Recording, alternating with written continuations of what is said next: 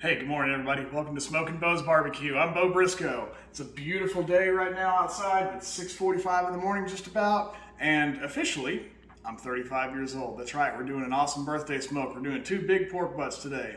So stick around. We're gonna start off with our rub. I've already got the fire lit, and we'll get going.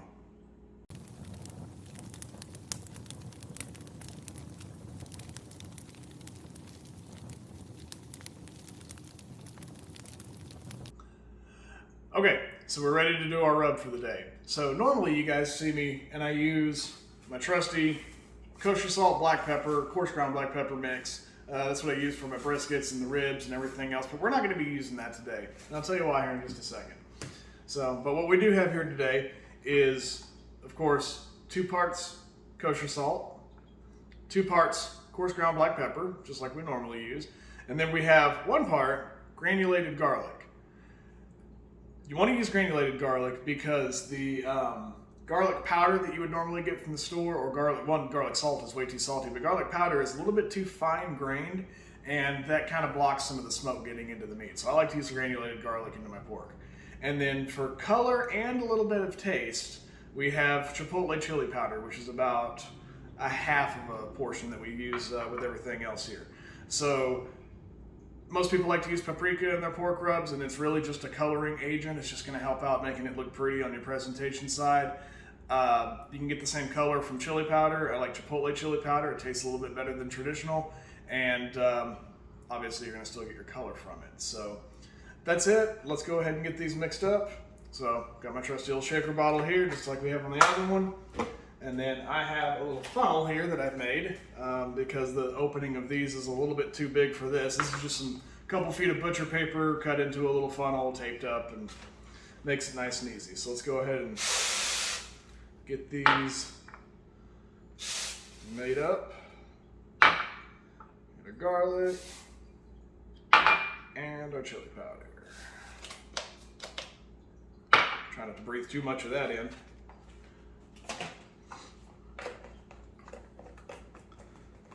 All right, and then nice beautiful little layers right there.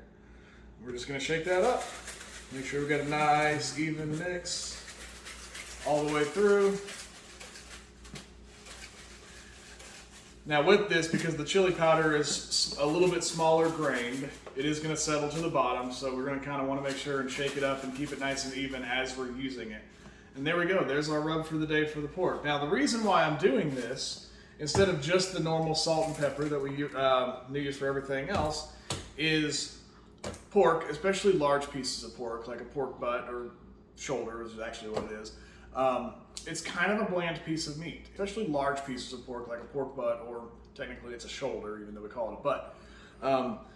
That's why when you fry pork chops, you usually use a little salt and pepper with them and some other seasonings. And when you have pork tenderloins, they're pretty bland. That's why they usually come pre-marinated in seasonings and sauces and like that. Same thing with why you do ribs. When you do ribs, you like to sauce them up because pork generally is kind of bland.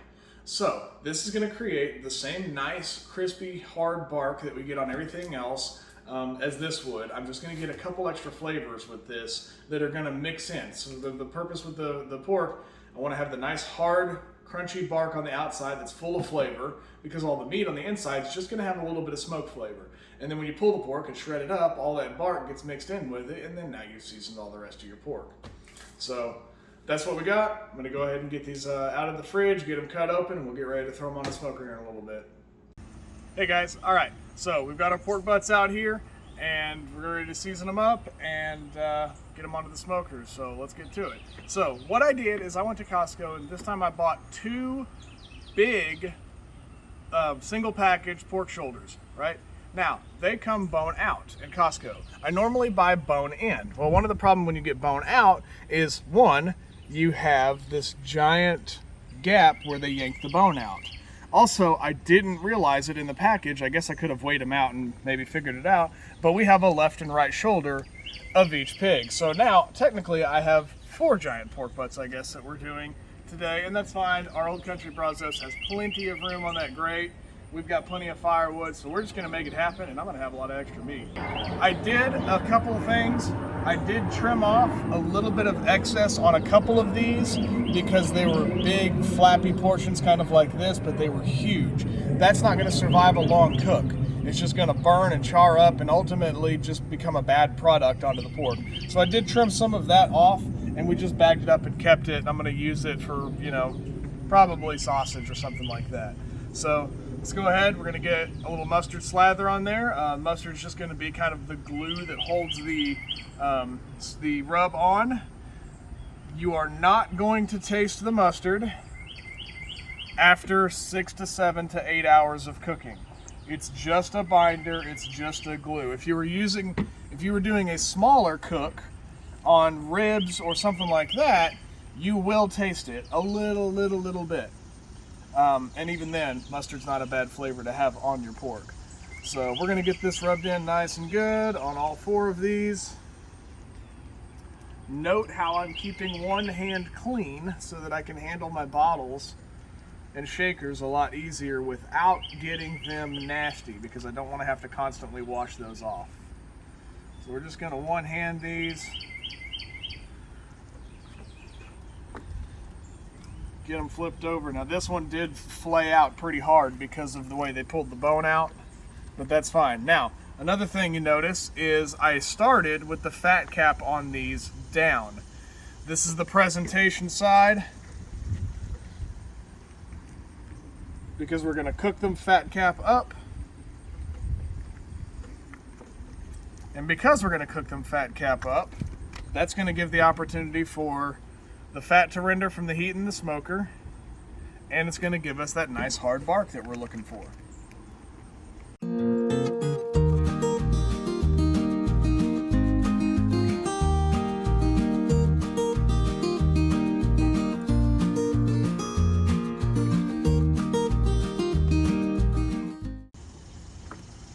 I did go in, I'll be honest, I did go in and make a little bit more of this just because when I realized that we had 4 big pieces of meat, gonna need a little bit more seasoning. Unlike the briskets and the ribs, we want to season these super heavy, right? We want to season these super heavy. I want a nice hard crusty bark on there so that it can get mixed in with the meat after it's cooked. Yeah, next time we're definitely gonna make sure we get bone in. It's a better product. It's not quite so split up and filleted open.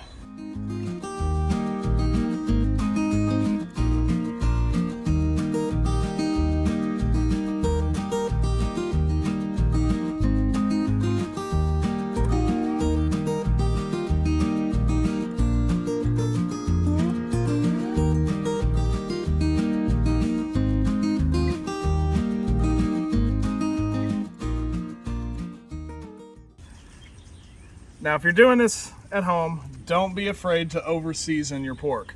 This is not something I mentioned before. It's a bland piece of meat, and this seasoning is, whenever you pull the pork when it's done, it's going to mix in and even out.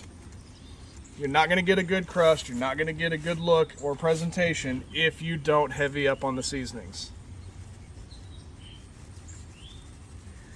Now, you most certainly can salt and pepper, just like I do with everything else. Salt, pepper, smoke, right? There's nothing saying that you can't do that, right? I just like the extra little flavors that we have that's coming with the garlic, granulated garlic, and the chipotle chili powder.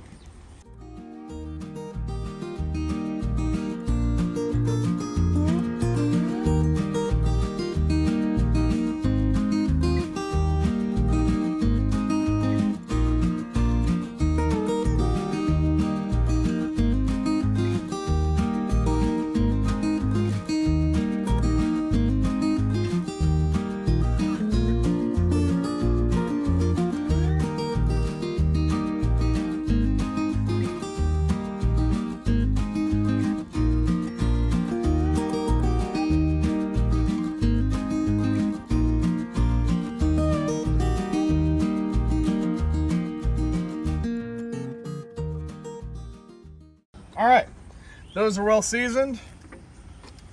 I'm gonna go ahead and get cleaned up a little bit, get the table cleaned up. We'll get these onto the smoker, and then see you guys in about 3 hours with this. Okay guys, welcome back. All right, so we've been rolling at 275, between 250 and 275 for 3 hours now. Time to open up, let's see what we got. Probably time to start spritzing, and we'll go from there. Oh, yes. All right, so 3 hours. We are already starting to get a nice hard bark on the outside of it. Where it's split, I'm not getting too much. I'm getting a little bit of dry edges right here, but that's fine. We're gonna start spraying those. This one's looking fine. I'm just gonna gently pull up on this one, the bottom of it. Oh yeah, the fat's already starting to render out of that one. Very, very well. Absolutely. Okay, so these are gonna be great. I am going to go ahead and just start spraying. Now, again, just like the brisket, you don't want to spray the fat too much because you're going to cool it off and you won't allow that fat to render. You just want to spray the meat. And from here on out, I'm going to be spraying every probably 30 to 45 minutes just to keep this meat from getting too hot and starting to dry out, because I don't want it to dry out. It'll be irrecoverable at that point. So one of the neat things about the Old Country Brazos pit is the grate actually, and we'll do it gently so we don't spill our water pans. We'll spill our water pans anyway, that's all right. The grate actually slides out so you can get to the back of it. If I had a little deeper water pans, we wouldn't have that problem, but that's what I had today. That's what I'm having to deal with. So I had to make room for extra pork on the smoker. So perfectly okay. We'll just keep it wet, and then yeah, we're gonna check it every 30 to 45 minutes and keep spraying. This is the same half apple cider vinegar and half cheap beer mixture that we always use. And yeah, keep it going, and I'll see you guys a little later on in the cook. Okay guys, hey, welcome back. All right, so we are now at the 7-hour mark, almost exactly. So it's been a really nice day. We did put the tent up earlier just because it's super sunny and I don't want to get sunburnt. And yeah, so we are working in between a little bit of some wind gusts here. So the tin foil's kind of blowing all over the place, but that's all right. We got some wood down and we'll fight through it and go from there. But let's go ahead and show you what we got going on. I have maintained 275 the whole time. And look at this nice, beautiful bark that we have on there. The fat cap is starting to get a little squishy. It's not rendering completely yet, but we are starting to render a lot of the fat out of the in between where the bones were. So what we're going to do, I'm going to go ahead and just give these one quick spritz and spray down to cool down just a little bit. And then we are going to wrap them all up and get them back on there. So we're done with smoke flavor. We're not going to get any more smoke. We're not going to get any more bark.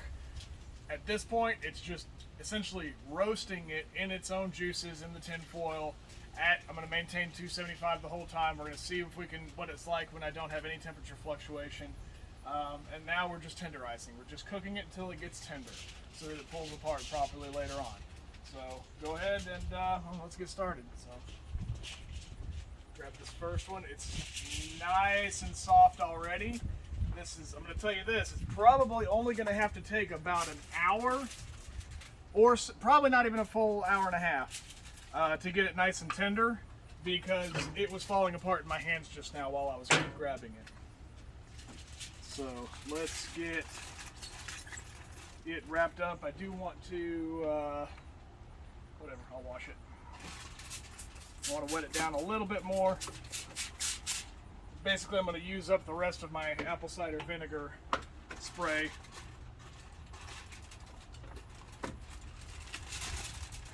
Roll this over nice and tight. All right. And we fold this where we have little wings. And these little wings we'll just fold over on the next roll. And I got to do a little bit of wind management while we do this. Roll that back over again, and then these little wings are just going to come right up.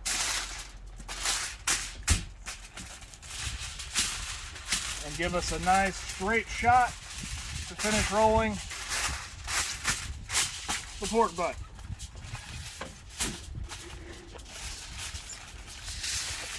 Nice and tight. We don't want any air gaps in it. We don't want any leakage. What rendered fat and juices that are in there, plus with me spraying it, I want to stay in there. And there we go. So let's do that 3 more times. This big guy.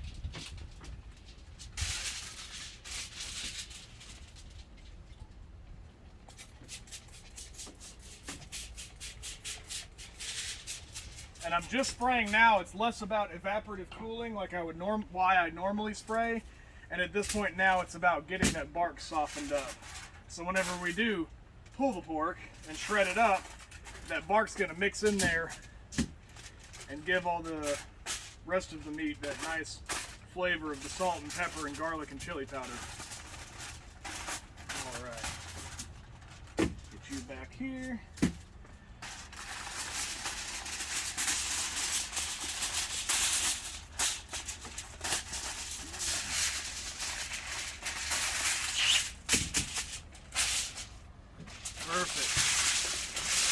Perfect. Now I do need this next piece of tin foil underneath it to let go. That's fine. One more roll.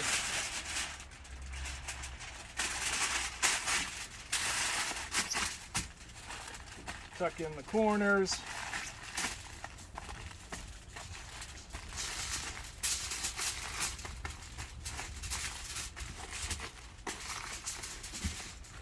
One more down. Now this smaller one is a little bit, because it's that farther away from the fire probably, is a little bit tough in my hands. I can feel it. As soon as I picked it up, it didn't want to kind of melt in my hands like the other two did.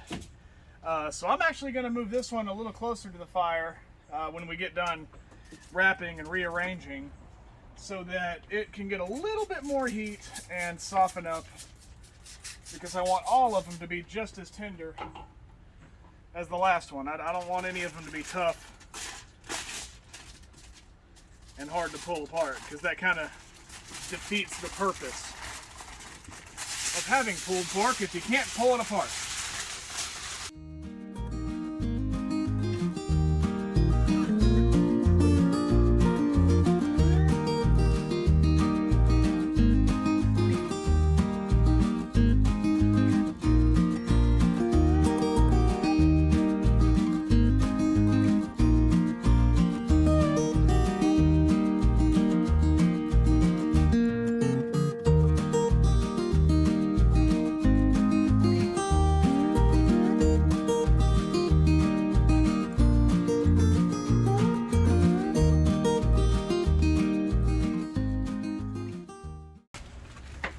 That gets us all 4 of them. I'm going to go ahead and open this up, get our fire going back a little bit again. That should do it. All right. And what that's going to do now is roast them in their own juices, and that's going to soften them up. Now, I'm going to get it back up to 275. I'm going to keep it there. Now, if you're at home and you're doing this, at this point, you can stop smoking. You don't have to worry about managing a fire anymore. You don't have to worry about wasting expensive firewood. You can take these, wrap them just like we did, put them on a roasting pan or a cookie sheet, and put them in a 275-degree oven, and you're going to get the exact same result, because all we're doing now is just heating them up. I don't have to worry about burning a clean fire. I can have gross white smoke coming out of here, because none of it's going to get on the meat anymore. It's wrapped up, right? With that said, the whole purpose of this video, the whole purpose of this channel, is I'm trying to hone my craft and get better at this. Just like probably any of you watching and trying to learn how to do this. So just like any other craftsman who's trying to get better at it, there's no such thing as too much practice. So while the meat is on the smoker, I'm going to continue to feed the fire and try to maintain temperatures, because I want more practice at constantly keeping this Brazos at the temperature I want it to be at. That's all there is to it. Gonna let these go, like I said, probably for about an hour, maybe hour and a half. We'll see. We'll check the feel of them and temperature later on before we pull them and get them resting. So, see you guys in a little while. Hey everyone, Beau's editor here. So at this point in the video, we had some friends come over for Beau's birthday party, and we decided not to record and just enjoy the time with friends. So we're going to fast forward to the next day to check and see how one of these shoulders came out using the reheating method. Hey guys, alright, so it's the next day. I've got one of the pork butts right here. We did eat one of them yesterday. I'm going to go ahead and just tell you that. We had friends and family over here, had my birthday party. I didn't want to film it. We were just enjoying a good time. And I'm going to tell you, it was amazing. Now, it was a little tough because we didn't have enough rest time, but I think we're going to have a little bit different result with this one. This one, along with the other two, has been reheated at 200 degrees for about 4 hours, and then at about 250 for just a couple hours, just to bring it back up to the 200 internal temperature. And I'm telling you, you can take this thermometer probe, you go into the same hole, and everywhere you go, it just feels like nothing. There's almost nothing holding onto that thermometer probe. So I let it get up to a temperature of about 200 degrees all the way through it, and then I just let it cool down for about 30-45 minutes right here. That way we can handle it and it doesn't evaporate and dry out as we pull it. So let's go ahead and get after it. And I think this is going to be a better product than what we even had yesterday. As I'm unwrapping this, that method that I told you of reheating after refrigerating one of these or any other large piece of meat is the best way to do it every single time.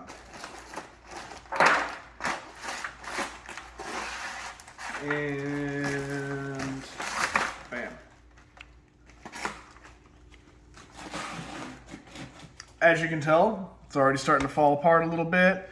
We've got our nice bark that we had on top of it, and it should be nice and tender. And when I say nice and tender, it just came apart in my hands just like that. I don't need a fork or anything to pull this. Really, all I need to do is just eat it. So I'm going to take this little piece right here, give it a little taste test. And it's 1,000 times better than it was yesterday. Letting these things rest, even when you, with a brisket, excuse me, I don't want to talk with my mouth full. Even with a brisket, letting these things rest overnight and then reheating them slowly and longer, giving yourself that full 24 hours, you can get a brisket this tender too. It's absurd how soft and how tender you can get these things. All right, thank you guys for watching. Appreciate you guys as all. Like this video and subscribe. It does help out all YouTubers. And I'll see you guys on the next cook. Bye.